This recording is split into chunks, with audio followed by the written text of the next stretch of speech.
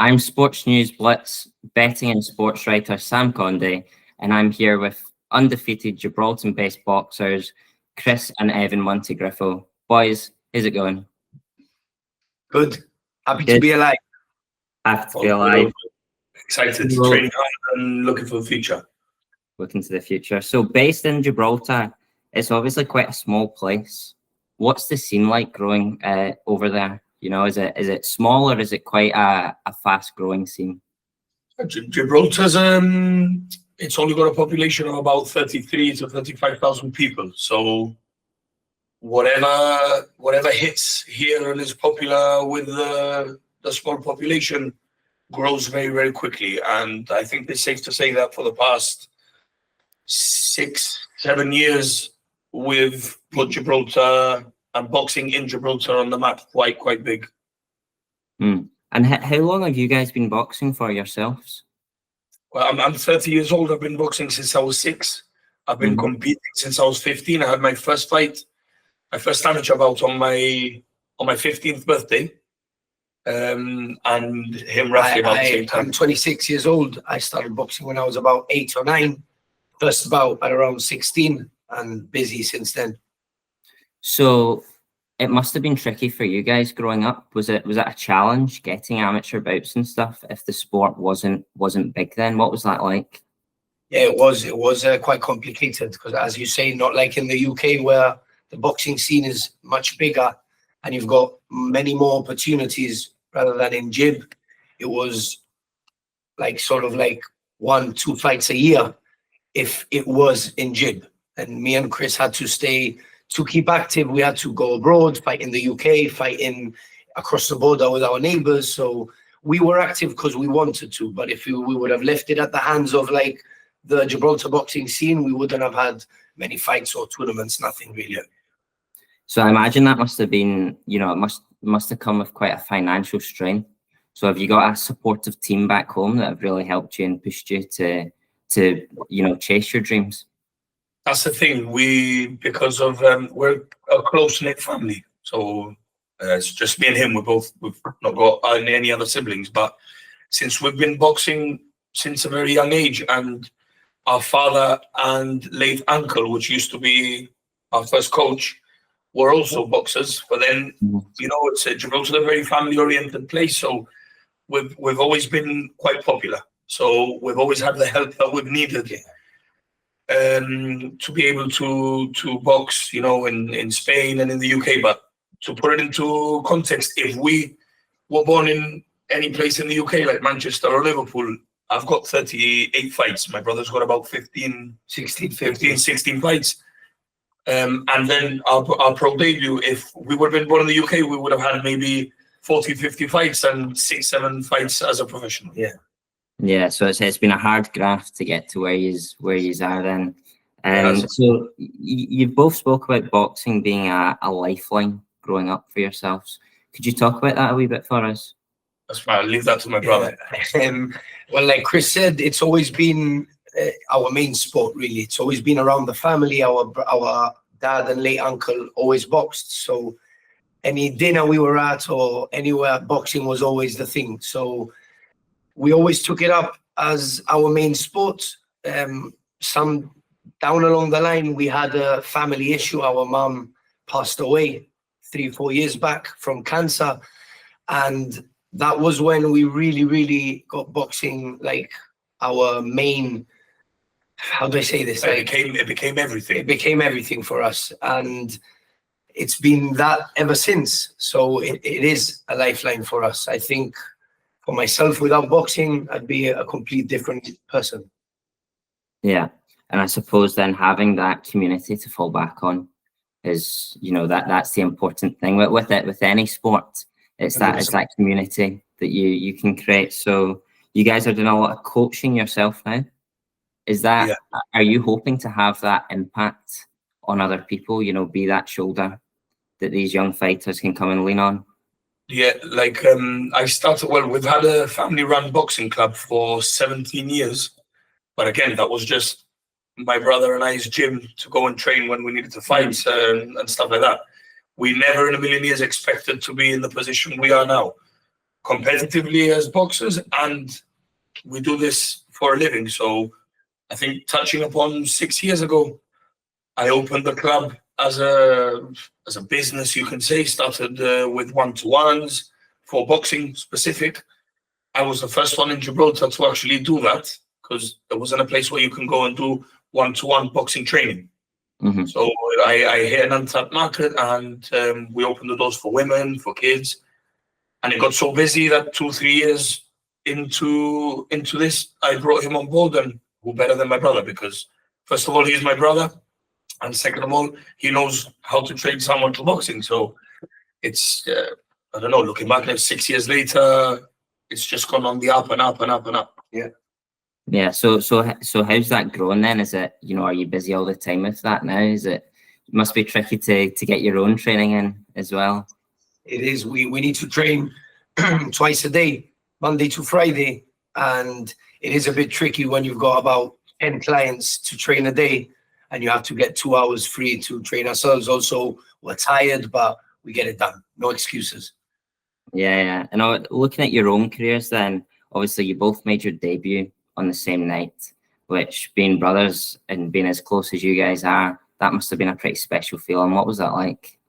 To be fair, we've always fought on the same night. Yeah, but this was a bit more special, as you can imagine. Like, being on the pro game, everything is multiplied by 100. So, you've got the likes of the Smith brothers in the UK, that they're both, 2 or 3 of them are professional boxers. Don't know, you had the Hattons once upon a time, Matthew Hatton and Ricky Hatton. So it adds a lot more excitement to the crowd when you've got 2 brothers fighting in the thing. And as you'll come to realize, we're both very, very marketable. So you got the full Monty. Yeah. And obviously you both won. Fantastic results, fantastic performances. Chris with a knockout. Is there a bit of a brotherly rivalry fighting on the same card? Who's going to get the better performance, the better result? I'm as happy for him as I am for myself. Yeah, it does give pressure, yes. Because I always fight after him because of the weight, and I suppose, I don't know. Yeah. He's weight because of the weight. I'm heavyweight, he's middleweight, so I'm always after him, and I get more pressure seeing him fight than when I'm in the ring. I'm very cool, calm, and collected. So when I'm seeing him, it's like I can't do anything for him, but he always performs. So seeing him win the fight, I know 100% that I have to win the fight as well, because him winning and me losing is a no-show. No way. Yeah. So did it make it easier to push each other, being brothers, training together, etc.? Yeah, we both push to another edge. If I'm struggling with an exercise and I see that he's doing better, I want to do better than him, and vice versa. So it's good training together. Yeah. And I mean, sort of, since you've turned professional, you've been working with Sonny Edwards. Could you tell us about how that relationship began? Well, that was crazy, to be honest. On our pro debut, when we finished, we went up to the after party to have a little celebration. All our fans were there, family members, all the promoters from the event. Sonny was there, his brother was there, and we got approached by him, and I couldn't believe it when he said it. He wanted to sign us straight away, because he said that what he had seen on the night is he's never seen it before, knowing that Sonny Edwards has been around the world on big shows, fighting on big shows, and now managing fighters. So something in Jib it shouldn't be a shock to him. He's been in the likes of O2 Arena, America, etc. So he said the atmosphere that was on that night for a four-round pro debut wasn't normal. And for us, it was, because that's an outcome every time we perform here in Jib. We've got the backing of the whole Gibraltar, and we thank them. But he approached us, he wanted to sign us. His idea and plan was to bring boxing back on the rock, because our pro debut was the first professional fight done since way back. My brother was actually the first professional boxer to fight on the rock in the history. So it's not something that is done like regularly, like 3-4 times a year. So his plan was to get that sorted. And I can't say too much, but we've got big names involved in looking to do 3 or 4 fights a year for me and my brother here in Gibraltar. Yeah, which would just be fantastic for the sport in Gibraltar. You know, it's one of those things that I suppose that the trickiest bit about growing up in Gibraltar, and I mean, I can't speak from personal experience, but is the fact that if you're a young boxer, you don't see that professional scene there. So it's so not even amateur, almost, you know. Amateur. Yeah. Like in the UK, you've got kids which are 6-7 years old already competing in tournaments and very regular performances. So for us, like we said before, growing up, I was lucky enough to hit sort of like a golden era in Spain, just across the border, where I got to 15, 16 fights in the space of 2 years, which was really, really good. And then I went over to university, so carried on fighting there in Liverpool and Manchester. So that's how I got my record. For him, it's been much slower because of the scene in Gibraltar. Yeah. So when I came back, started getting involved in different fights, that's when we both started growing together. Yeah. No, fantastic. And going back to Sonny Edwards, he was such a technical fighter when he was fighting and very outspoken as well. Has any of that rubbed off on you working with him? He's a clever guy. He's a really clever guy, and very clever guy. I've always liked the way he fights, and as you said, he's underspoken. That's true. I don't think he got the how do I say this? The credit he deserved. He was unbelievable in the ring. He became world champion, and I think he was one of the first to admit that he no longer had it in him. It was a very sad but true interview. Yeah. Where he was off after he lost his title to Bam Rodriguez. His title, he just came out and said, "I can't do it anymore. I didn't have it in me. I'm not going to fire anymore." And it's very sad to see. And hard for a boxer to admit. So I think hats off and respect. And looking forward to a big future with Sonny Edwards. Yeah. And is there any sort of knowledge, veteran knowledge that he's been able to pass on to you? Yeah, we haven't seen, we've seen him twice since March. We went over to Sheffield for a week to watch Dalton Smith versus, I can't remember, but it was a decent fight. And there we got some sparring in, so we could gain a lot of experience from him. He was in our corner. And then he came to Gib not long ago, and whenever we're together, we're talking about boxing and how we can improve and what our plans are for the future. So I'm sure we can get a lot of experience off our manager. Yeah, fantastic.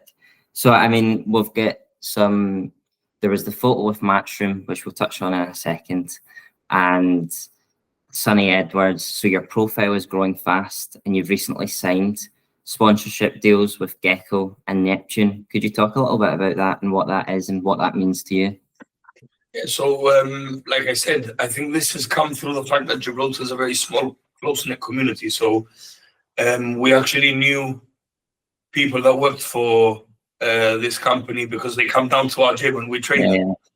So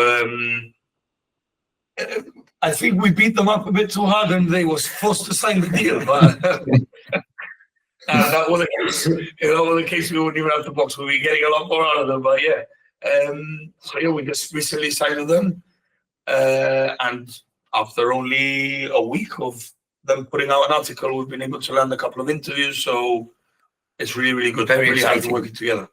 Yeah, and I mean, having that backing now must be fantastic. It gives you that extra drive that people can see the success that you're having and the work you're putting in. You know. For sure, we're really excited to come forward with this. So I guess one of the biggest questions on everyone's mind is the photo you guys posted on Instagram with Frank Smith. So can you give us any hints as to why you took that photo, why you were hanging out with Frank Smith? What's next? Going back to going back to where you said there's not really it's not busy, the pro boxing scene in Gibraltar. You're completely right about that. It isn't busy at all. So when we did our pro debut in March, our idea was making the boxing scene busy in Gibraltar, having someone to come over and give us 3-4 fights a year rather than us having to go abroad, which is also an option, and we don't have a problem with that. But our fans and the people from Gibraltar want to see us on the rock. So it's taken us about 5-6 months, but the picture can tell you something, I guess. Yeah.